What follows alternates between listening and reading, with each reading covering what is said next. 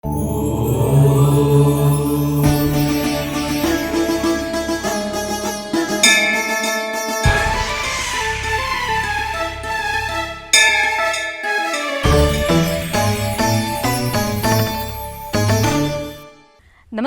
ETV live ఆధ్యాత్మిక channel తీర్థయాత్ర కార్యక్రమానికి స్వాగతం. రామభక్తికి ప్రతిరూపం హనుమ. పిలిచినంతనే పలికే దైవంగా భక్త కోటి నీరాజనాలు అందుకుంటున్నాడు హనుమ. మనసారా కొలిచిన భక్తుల కడగండ్లని క్షణాల్లోనే పరిమార్చగల శక్తి కలిగిన దైవం హనుమ. అనంతమైన శక్తికి, దాస్య భక్తికి ప్రతీక హనుమ. దేశవ్యాప్తంగా హనుమ ఆలయాలకు కొదవలేదు. వాడవాడల ధైర్యానికి ప్రతీకగా భక్తజనులు కొలుచుకునే దైవం హనుమ.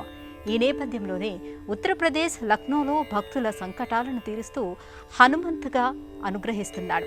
అంతటి మహిమాన్వితుడైన వాయునందనుడు కొలువైన శ్రీ హనుమంత్ మందిరాన్ని నేటి తీర్థయాత్రలో వీక్షించి తరిద్దాం రండి. శ్రీ గురు చరణ సరోజ రజ నిజ మన ముకుర సుధారి వరణ రఘువర విమల యశ జోదాయక ఫలచారి बुद्धिहीन तनु जानिकै सुमिर पवन कुमार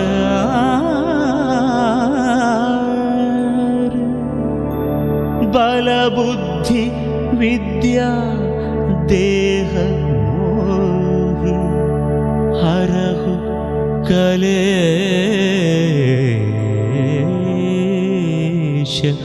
विकार। जय हनुमान जय हनुमान जय हनुमान जय हनुमान जय हनुमान जय हनुमान जय हनुमान जय हनुमान जय हनुमान। అంజనీ నందనుడు, వాయుపుత్రుడు, భక్తాగ్రేశ్వరుడు, రామభక్తికి ప్రతీక హనుమంతుడు. సంకటాల్ని రూపుమాపి సకల శుభాలను ప్రసాదించే దైవం కాబట్టి హనుమను సంకటమోచనుడుగా ఆరాధిస్తారు. ఉత్తరప్రదేశ్ లక్నోలో గోమతి నదీ తీరాన నెలకొన్న మందిరంలో స్వయంభూగా వెలిసిన హనుమంతుడు తన దివ్య లీలా వైభవాన్ని ప్రకటిస్తున్నాడు. ఈ మందిర ప్రాంగణంలో 1,00,000కు పైగా భిన్న ఆకృతుల్లో హనుమ ప్రతిమలు కొలువుదీరి ఉంటాయి. దేశ చరిత్రలో ఆధ్యాత్మికంగా ఎక్కడా కన్నీ విని ఎరుగని అద్భుతాలు లక్నో హనుమ మందిరంలో మనకు కనిపిస్తాయి. లక్నో హనుమంత్ మందిరాన్ని దర్శించడం అంటే కోటి జన్మల పుణ్యఫలమేనని భక్తుల ప్రగాఢ విశ్వాసం. మరి అంతటి మహిమాన్వితమైన శ్రీ హనుమంత్ మందిరాన్ని కన్నులారా దర్శించుకుందాం రండి. హనుమను భక్తులు ఆదర్శనీయ దైవంగా ఆరాధిస్తారు. హనుమ మహాబలుడిగా, బుద్ధిశాలిగా, కపిశ్రేష్ఠుడిగా, సర్వశాస్త్ర పారంగతుడిగా, స్వామి భక్తి పరాయణుడిగా, రామదూతగా భక్తుల చేత నతులు నుతులు అందుకుంటూ ఎన్నో విధాలుగా ప్రస్తుతింపబడుతున్నాడు. తల్లి అంజనాదేవి కాబట్టి ఆంజనేయుడిగా ప్రసిద్ధి చెందాడు. అంతటి విశిష్టమైన దివ్య స్వరూపుడు హనుమ సాక్షాత్ రామయ్య తండ్రి సోదరుడు లక్ష్మణుడు స్థాపించిన లక్ష్మణపురంలో కొలువుదీరి ఉన్నాడు. ఒకప్పటి లక్ష్మణపురమే నేడు లక్నోగా స్థిరపడింది.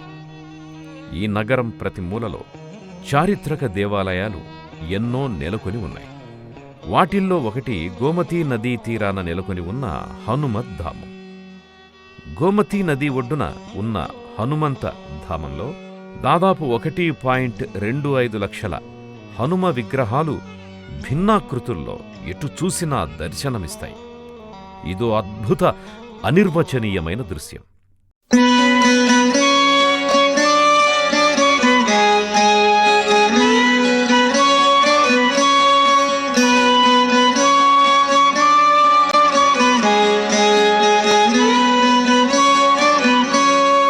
जय हनुमान जय हनुमान జయ హనుమాన్ జయ హనుమాన్ జయ హనుమాన్ జయ హనుమాన్ జయ జయ హనుమాన్ జయ హనుమాన్ జయ హనుమాన్ జయ హనుమాన్ మారుతిరాయ జయ హనుమాన్ జయ హనుమాన్ జయ హనుమాన్ మారుతిరాయ జయ హనుమాన్ జయ హనుమాన్ జయ హనుమాన్ అంజని పుత్ర జయ హనుమాన్ జయ హనుమాన్ జయ హనుమాన్ అంజని పుత్ర జయ హనుమాన్. రామాయణంలోని రావణ సంహారంలో విష్ణు అవతారుడైన శ్రీరాముడికి శివుడు సహకరించాడని పరాశర సంహిత చెబుతోంది. ఉపకారం పొందిన లోకులు కృతజ్ఞతతో మెలగాలి అనేదే ఇక్కడ సందేశం. అంతటి విశిష్టమైన దివ్యావతార స్వరూపమైన హనుమంతుడు లక్నోలోని గోమతీ నదీ తీరాన సుందర నందనవనంగా సుమారు 4 శతాబ్దాల చారిత్రక నేపథ్యంతో మంగళప్రదాయకంగా హనుమత్ మందిరం అలరారుతోంది. ఆ పాత హనుమంత్ మందిరాన్ని నవ్యరీతుల్లో సుందరంగా నిర్మించారు. హనుమంత్ పాత మందిరం భూగర్భ గృహంలో ప్రత్యేకంగా ఉంది. శ్రీరామ్ జయ రామ్ జయ రామ్ జయ రామ్ జయ రామ్ జయ రామ్ జయ రామ్ జయ రామ్ జయ రామ్ జయ రామ్ జయ రామ్ జయ రామ్ జయ రామ్. దీని పైభాగాన ప్రస్తుతం నూతన ఆలయాలను నిర్మించారు. లక్నో హనుమాన్ మందిర ప్రాంగణంలోకి అడుగుపెట్టిన తరుణంలోనే భక్తుల మదిలోని భయాలు, బాధలు పూర్తిగా పటాపంచలైపోతాయి. స్వామి పరిపూర్ణ కరుణా కటాక్ష వీక్షణాలు సోకిన తరుణంలోనే జరావ్యాధి భయాలు తొలగిపోతాయి. పురాతన ఆలయ స్థానంలో ఆధునిక నిర్మాణ ఆలయ ముఖద్వారం భక్తులకు సాదరంగా ఆహ్వానం పలుకుతూ సమున్నతంగా టీవీగా నిలుస్తోంది. గురు నరసింగదాస్ చేత ఈ హన్మద్ధామం స్థాపించబడింది అంటారు. ఈ ఆలయాన్ని నిర్మించడంలో ఉదయ్ సిన్హా, సంజయ్ సిన్హా, విజయ్ సిన్హా అనే 3 సోదరులు విశేష కృషి చేశారు. ఈ ధాముని రాజస్థాన్ కళాకారులు అత్యంత సుందరంగా తీర్చిదిద్దారు.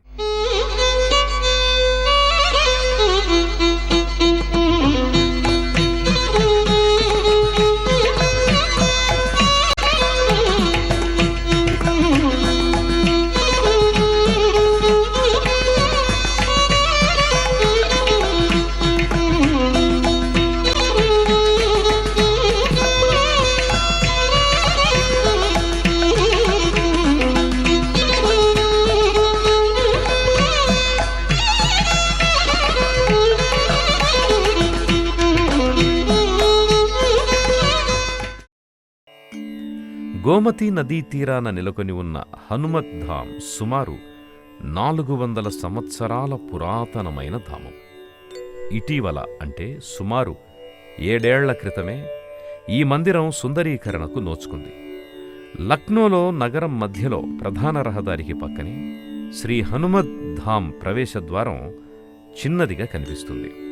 ఈ ప్రవేశద్వారం చూస్తుంటే లోపల ఇంత భారీ గుడి ఉంది అనే భావన ఎవ్వరికీ స్ఫురించదు.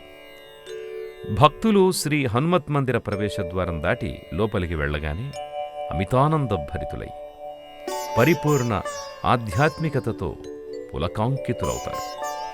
త్రేతాయుగం నాటి హనుమ జన్మస్థలాన్ని ఇక్కడే చూస్తున్నామా అనేంతగా ఒక దివ్యానుభూతి కలుగుతుంది. అద్భుతమైన ప్రపంచంలోకి ప్రవేశించినట్టు అనిపిస్తుంది. ఉదయం, సాయం సంధ్యల్లో హనుమంత్ మందిరం దివ్య ప్రభలను వెదజల్లుతుంది. భానుడి కిరణమయూకాల కాంతిరేఖలతో హనుమద్ధామం స్నానం చేస్తున్నంత అనుభూతి కలుగుతుంది. అంతేకాదు, గోమతీ నదీ తీరాన ఉన్న మందిర అందం రాత్రిపూట అనేక రెట్లు రెట్టింపవుతుంది.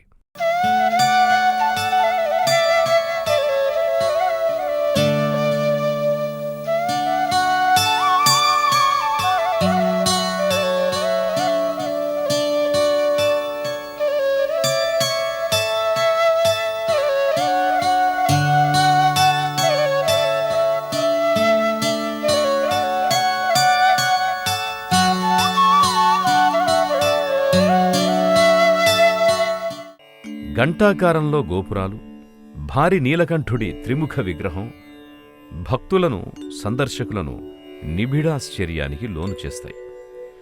మందిర ప్రవేశ ద్వారానికి ముందుగా ఒక చిన్న మందిరం నెలకొని ఉంది.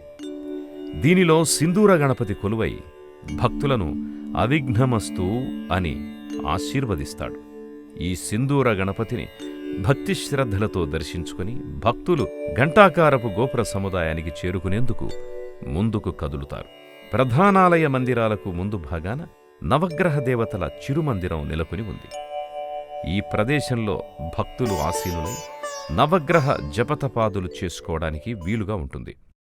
అనంత కాల ప్రవాహంలో యుగాలు, మహాయుగాలు గడిచిపోయాయి. తరాలకు తరాలు తరలిపోయాయి. కానీ హనుమంతుడి రామభక్తి మాత్రం ఇంకా అచంచలంగా నిలిచి ఉంది. అందుకే స్వామి చిరంజీవి అయ్యాడు. ఈ అఖండ భూమండలంపై భక్తి సామ్రాజ్యాధిపతిగా, భక్తాగ్రేశ్వరుడిగా హనుమంతుడు అలరారుతున్నాడు. నమ్మి కొలిచిన భక్తులను సర్వే సర్వత్రా అనుగ్రహిస్తున్నాడు. ఆ స్వామి పరిపూర్ణ కటాక్షాన్ని ఆశాంతం స్వంతం చేసుకోవాలనుకునే భక్తులు జీవితకాలంలో ఒక్కసారైనా లక్నో శ్రీ హనుమంత్ మందిరాన్ని దర్శనం చేసుకుని తీరాల్సిందే. మన సంస్కృతిలో, హిందూ ధర్మంలో మారుతి ఉపాసన పరమోత్కృష్టమైనది. ఈ భువిపై యుగయుగాలుగా హనుమదుపాసన జరుగుతోంది. రామభక్తుడైన హనుమంతుడు అత్యంత శీఘ్ర ఫలప్రదాతని భక్తుల పరిపూర్ణ విశ్వాసం.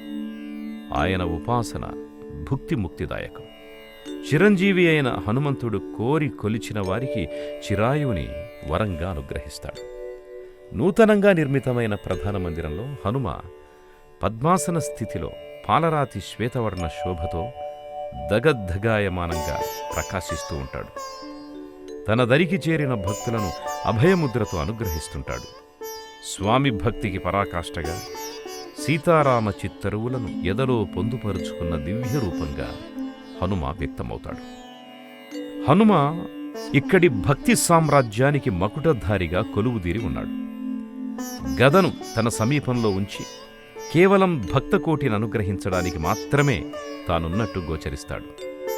స్వామి సన్నిధికి చేరుకున్న భక్తులు పూజాది ద్రవ్యాలు, పూలమాలలు స్వామివారికి సమర్పించి హనుమనామస్మరణతో ఆత్మనివేదన చేసుకుంటారు.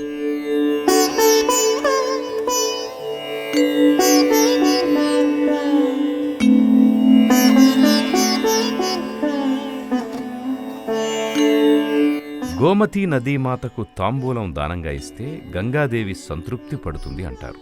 అలాగే ఇక్కడి హనుమకు పర్ణపూజ అంటే తమలపాకు పూజ చేయిస్తే మరింత శుభదాయకమని ప్రతీతి. తమలపాకులతో మాలను చేసి ఆంజనేయ స్వామికి సమర్పించి అనంతరం ఆ తమలపాకులను భక్తులకు ప్రసాదంగా ఇస్తారు. పర్ణప్రసాదాన్ని ఆంజనేయ స్వామి పూజలో కూడా వాడతారు. దీనినే పర్ణ ప్రసాదం అంటారు. ఇదే మందిర సముదాయంలో సీతా సమేత రామలక్ష్మణుల పాలరాతి మూర్తులు కొలువుదీరి ఉన్నాయి. స్వామివారి సన్నిధిలో హనుమ, భక్తుడి సన్నిధిలో స్వామి అన్న రీతిన ఇక్కడ హనుమంతుడు, రామయ్య తండ్రి పక్కపక్కనే దర్శనమిస్తారు. రాముడిని మించిన భక్తజన బాంధవుడు లేడు, రాముడిని మించిన కరుణా సముద్రుడు ఇలలో లేనే లేడు. రామా అని భక్తితో పిలిస్తే చాలు స్వామి పరుగు పరుగున వస్తాడు.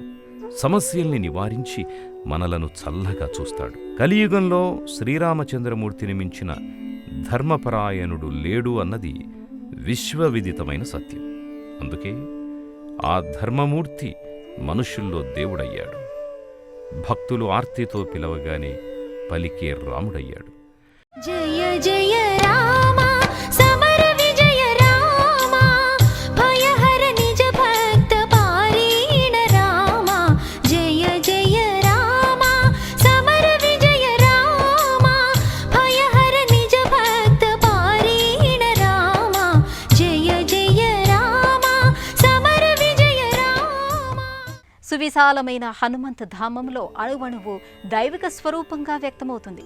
మందిర ప్రాంగణమంతా దేవతల కొలువుతీరిన దివ్య లోగిలిగా గోచరిస్తుంది. భక్త శిఖామణి, భక్తాగ్రేశ్వరుడు, భక్త రామభక్త పరాయణుడు హనుమ కొలువైన మందిరానికి అభిముఖంగానే శివపార్వతులు, శివలింగం, గణపతి, సింధూరసైన హనుమంతుడు కొలువుతీరి ఉంటారు. ఈ దివ్యమూర్తులను సందర్శకులు, యాత్రికులు, భక్తులు భక్తి శ్రద్ధలతో దర్శించుకుంటారు. ఇదే లోగిలిలో మరో ప్రధాన మందిరంలో శివపార్వతులు తమ కుమారుడు గణనాథుడి సమేతంగా పాలరాతి మూర్తులుగా కైలాస శిఖరంపై కొలువు తీరిన రీతిలో దర్శనమిస్తారు. ఆది దంపతులకు దిగువన శివలింగం నెలకొని ఉంది. శివలింగం సర్వశుభప్రదమైంది. నిరాకారమైన దైవానికి రూపం లేదు. సాకారమైన దైవానికి ఆకారమే శివలింగ రూపం. అందుకే భక్తులు శివయ్యను లింగమూర్తిగానే కొలిచి ధరిస్తుంటారు. ఇదే మందిరంలో ఒక మూలగా సిద్ధీబుద్ధిని ప్రసాదించే గణపతి కొలువుదీరి ఉన్నాడు. సకల కార్యసిద్ధిని అనుగ్రహించే వరదాయక సౌఖ్యాన్ని గణపతి అనుగ్రహిస్తున్నాడు. మరో మూలగా కుమారస్వామి పాలరాతిమూర్తి నెలకొని ఉంది. తల్లిదండ్రుల వైభవాన్ని కుమారులు నేత్రపర్వంగా వీక్షిస్తున్నట్టుంటాయి ఈ మూర్తులు. స్వామిని సేవించుకున్న వారి కోరికలు పరిపూర్ణంగా నెరవేరుతాయన్నది భక్తుల విశ్వాసం. హనుమంతుడు అనగానే అపారమైన భక్తి పరాక్రమం, అసమానమైన మేధస్సు, వినయం, విధేయతలు గుర్తుకొస్తాయి. ఒక భక్తుడు ఎలా ఉండాలో ససాక్ష్యంగా నిరూపించిన భగవంతుడు హనుమంతుడు. అనేక ప్రాంతాల్లో అనేక నామాలతో ఆవిర్భవించిన ఆయన భక్తాంజనేయుడిగా, వీరాంజనేయుడిగా, వరాల ఆంజనేయుడిగా, పంచముఖ ఆంజనేయుడిగా దర్శనమిస్తాడు. కాని శయన భంగిమలో హనుమంతుడు అరుదైన ప్రదేశాలలో మాత్రమే మనకు దర్శనమిస్తాడు. ఈ నేపథ్యంలోనే ఖుల్తాబాదులో భద్రమారుతి ఆలయంలో శయన స్థితిలో ఉన్న ఆంజనేయస్వామి భారీ విగ్రహం దర్శనమిస్తున్నది. ఇక్కడి హనుమంతుణ్ణి స్వయంభూగా చెబుతుంటారు. ఆంజనేయస్వామి సంజీవని పర్వతం తెచ్చేటప్పుడు ఇక్కడే కాసేపు నిదురించి సేదదీరాడని అంటారు. ఇదే మాదిరి ప్రయాగలోని త్రివేణి సంగమానికి దగ్గరలోనే శయన హనుమంతుడు కొలువుదీరి ఉంటాడు.